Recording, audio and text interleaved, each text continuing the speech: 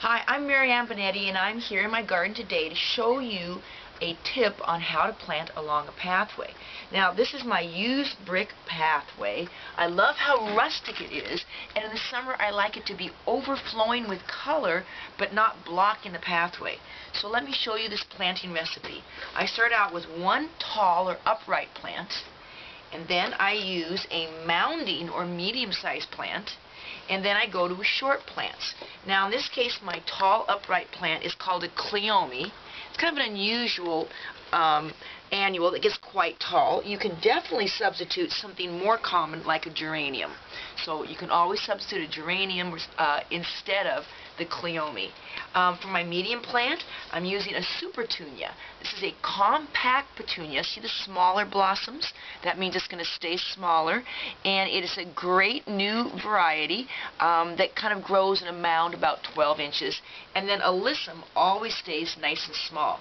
So the secret of the planting recipe is simply to put the tallest plant in the center of the bed. This is kind of like the papa plant if we're planting in little families. And this plant is in the center of this bed. This bed's only about 18 inches wide. And then the medium-sized plant, and here's a tip, I massage the pot so it's going to slide out easily.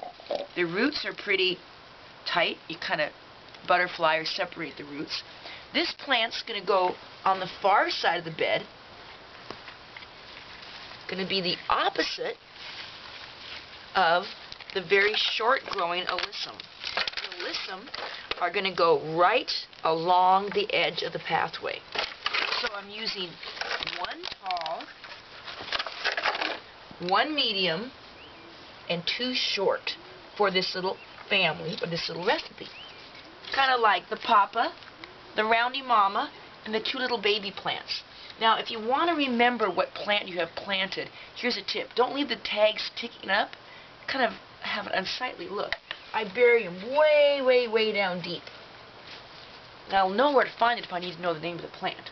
So, this recipe then is done. The short plants won't overflow too much. The roundy plant will fill in, and especially once these tulips are done blooming. And now you can see how I've planted all along the entire pathway. I simply repeated that tall, medium, and short, that planting recipe all along the path.